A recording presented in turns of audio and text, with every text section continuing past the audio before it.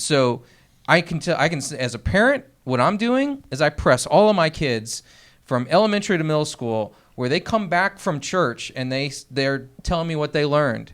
And my question is, how do you know that's true? How do you know that's real? Mm-hmm. I'm not saying, yes, that's a good lesson. Mm-hmm. I'm pushing back and playing devil's advocate now, to where I see my kids have come to me over the years. My 12-year-old just came from my 14-year-old just came from a birthday party where they ended up talking about abortion.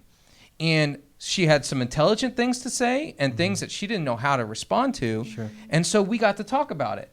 And that's her working those muscles of cultural discernment, in my opinion, to be able to know, I think differently from most of my friends. I'm going to have to learn to articulate why I think differently in a way that makes sense, but it's got to make sense to me first. Mm-hmm. I cannot and will not just say I'm a Christian because I think it's right, or I felt good, or it's what my parents do, or I'm afraid to not be because my family won't, any of that crap. Yeah. Like, we got to cut through that, and that's where we're failing, in my opinion. Yeah, well, and even in that conversation, what is wrong when in those weighty topics, those things that even to us, I would think, all of us, like, sometimes don't make sense or are just really freaking hard to swallow, as far as babies being killed before they're out of the womb. That sucks, and that confuses me. But what is wrong even in that conversation to say, look, I still believe this, and I don't understand that. I want to, but I don't. Like, what's wrong with not even having a fully formed answer yet? I feel like there's almost a fear to just say, like, I don't know. I don't know. I am with you in that I don't understand either. I think that's another, I love the word you use, Joe, in equipping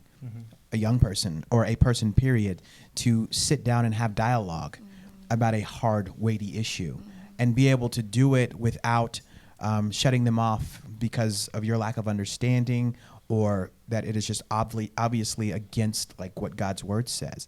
But being able to engage, being able to just to have a conversation, I think that is a level of equipping. Like, it's something that I wish I would have had growing up, because it was like I was prepared for that, because I experienced that. Like, you know, if you don't know the doctrine, if you don't know what it takes to be saved, then you're not doing your Christian duty.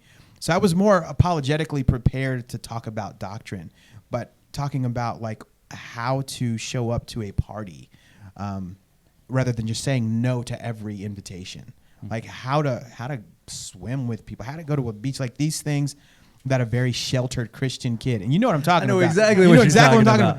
We just said no. Co-bathing. We just said no. I swam with my uncle with pants and a long sleeve shirt. It's the most dangerous thing you can do. It's idiotic. Well, it's not swimming. It's mixed bathing. Right.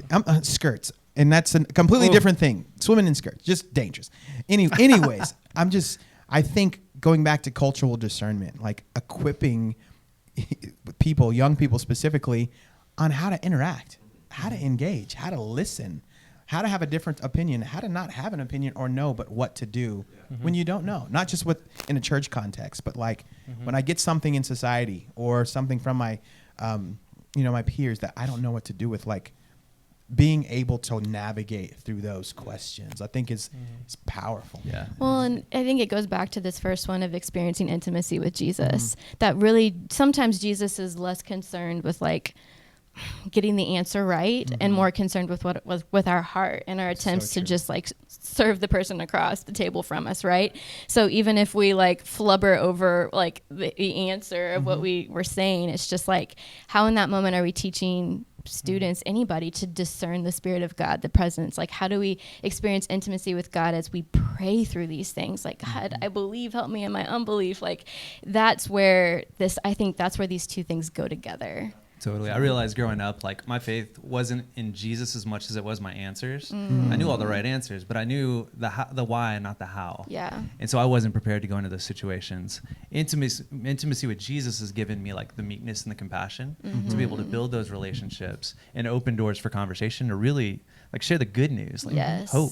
Yeah, well, that speaks to the problem, because today's youth don't have the faith or the answers. Right. Or the conversational skills. Or the conversational skills.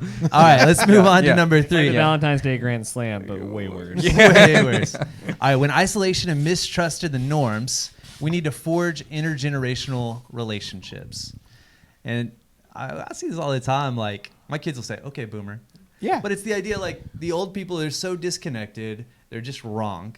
They're not as smart as we were. They don't have access to all the information we do. We've created these walls, even between generations. Right. With the power that you're talking about, like a mentorship and influence and Yeah. God's design.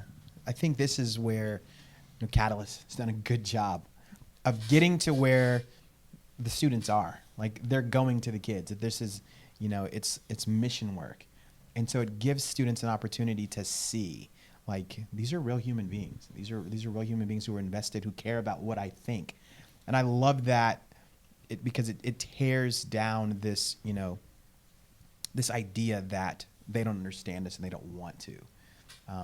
And we get an opportunity through that investment to now, either speak into their lives or listen to them, and they lead us. And so just tearing down the walls or leveling the playing field of sorts, to ensure that this isn't me like lording over you and saying, because I'm older than you, this is the way it's supposed to be, but just creating space and opportunity to get in their world and show them different than what they've either seen or that mindset of boomer or whatever. And I love that about this particular work in ministry, what you guys are doing, because it's like, it's so needed right now.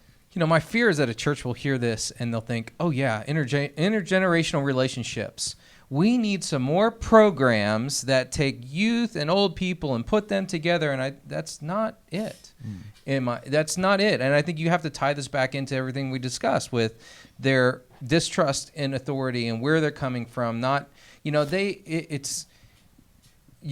you're an adult, I think the meaningful intergenerational relationships are the core of it, but there has to be some consistency and a path to it. And I think this is where we're missing rites of passage in our culture.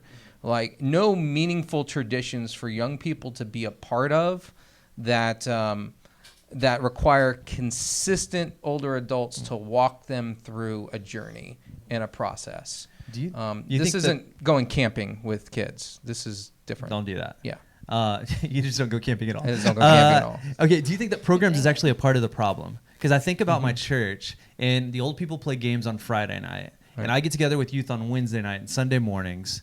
There's no area, we're all in our silos. There's no areas where we overlap. Right. And it's the whole idea, like, you fear them or you dislike them because you don't know them. And as you enter into conversation or relationship, your mind will change. Old people, we need you. But you think we've built systems that reinforce this problem? Yeah, absolutely. Old people need the younger people need the older people, and vice versa. Yes. But we haven't bridged that gap well. We can't, again, throw programs together, put everybody in a room, and be like, "Hey, look, intergenerational ministry." Yeah, well, it's just a room full of tension. And right. Yeah. Well, and that's go ahead. I was gonna say, and then Sunday mornings, we're all in the same room, but nobody talks to each other. Yeah. Right. You have like a 3-minute meet and greet.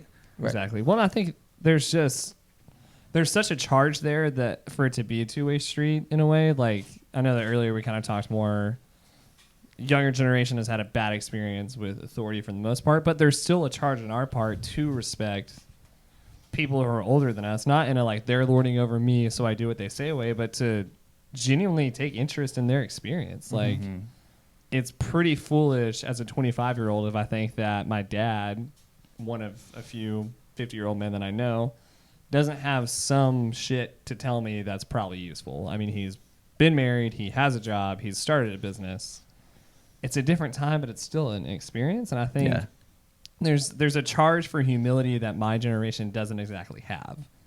To be the first one to step out and say, like, hey, I see you and I see what you've done. I think you have something to offer. And then there's that other side of an older person to be receptive to that and maybe not see it as a prideful, oh, I'm going to teach this kid something because I know everything, but just to genuinely sit down, have a beer, whatever, and just talk. I think that the programs is what robs the authenticity of it.